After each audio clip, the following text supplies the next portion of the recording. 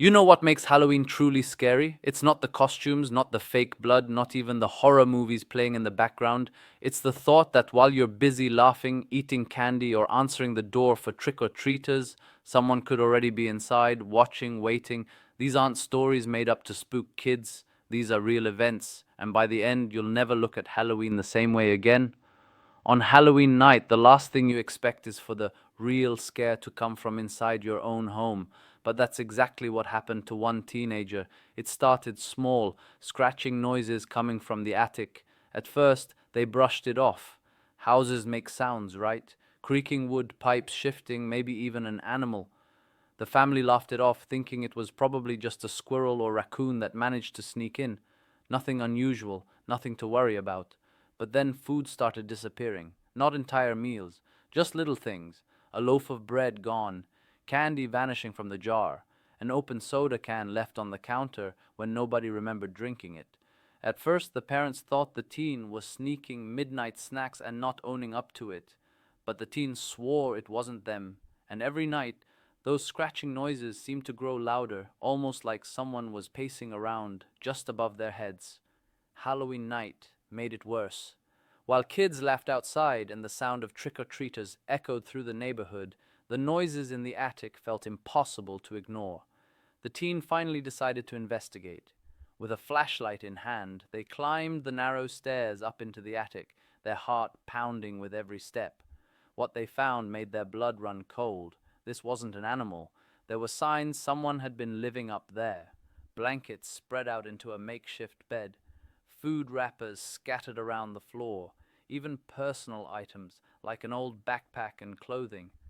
Whoever it was, they weren't just squatting for a night. They had settled in. The police were called immediately. When they arrived and searched the space, they found him, a grown man curled up in the corner, trying to stay hidden in the shadows. He wasn't a ghost or a monster, just a desperate stranger who had been secretly living above them for weeks, maybe longer. Every night, he would wait until the family was asleep, quietly sneak down into the kitchen, and take just enough food to survive before climbing back into the attic. Imagine sitting at home, watching scary movies, thinking the Halloween horror is outside your window when the real one is literally walking above your head in the dark. That family thought they were safe inside their house. But safety was an illusion. But that wasn't the only time Halloween fun was interrupted by something far darker. Halloween parties are supposed to be fun, loud music, costumes, candy friends. But one party turned into something straight out of a nightmare. It started out normal. The house was packed with teenagers in masks and costumes, people laughing, dancing, and running in and out of the kitchen for snacks. The kind of Halloween night that feels alive with energy. But somewhere in the middle of it all, a guest slipped in, someone nobody had invited. He wore a simple skeleton costume. Nothing too flashy, nothing that stood out. At first, no one questioned it. After all, half the people there were dressed as ghouls, vampires, or masked killers. But there was something off. While everyone else was talking, dancing, and goofing around, the skeleton just watched. He wandered through the rooms, quiet, never really joining in. Almost like he wasn't there to party, he was there to observe. The host started to notice. Who is this guy? None of their friends recognized him. Nobody remembered seeing him arrive. And when the host asked a couple of people about him, they all shrugged. That's when a strange feeling settled in, like having a stranger in your home, and you don't know how they got there. Hours passed, and the skeleton disappeared.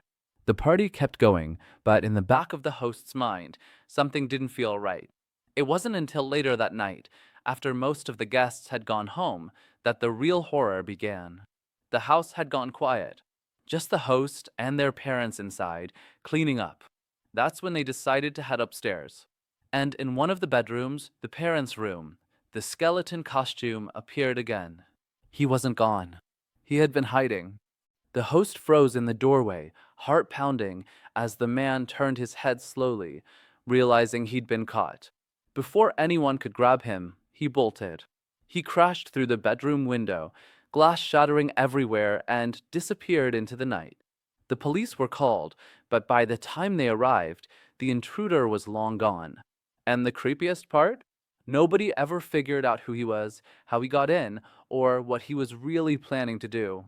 It makes you wonder, how many times do strangers slip into parties, blending in just long enough to get close, while nobody realizes the danger standing right beside them? But some people don't just sneak in to watch, some come with much darker intentions. And one Halloween night, that intention showed up in the form of a clown mask. Out of all the costumes people wear on Halloween, there's one that always feels a little too real: the clown. Something about that wide painted grin makes your stomach twist, and for one group of friends, that mask turned their Halloween into a nightmare. It started as an ordinary night.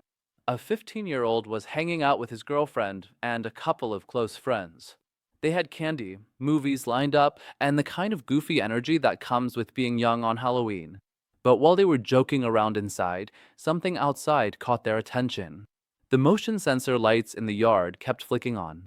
First once, then again, then again. Every time they went to check, but nobody was there. At first, they laughed it off, probably neighborhood kids running around. But then, one of them swore they saw movement. A figure just standing in the shadows, too far away to make out. The next time the lights flashed on, there was no mistaking it. A man was standing at the edge of the yard, wearing a clown mask. Not moving, just watching. The kids slammed the door shut, hearts racing. They tried to convince themselves it was a prank, that maybe someone from school thought it would be funny to mess with them. But minutes later, the sound of footsteps crunched against the driveway. The clown had gotten closer. And then, the unthinkable, the man didn't just stay outside. He forced his way into the house. The group panicked, sprinting down into the basement, trying to hide, every creak of the stairs above them making their skin crawl. The clown followed, heavy footsteps echoing closer and closer until he was right there, standing at the basement entrance. They were trapped. No way out. Just a flimsy door between them and whoever was behind that mask. The air was thick with terror, every second dragging on like an hour. And just as the handle began to turn, red and blue lights flooded the windows upstairs. The police had arrived.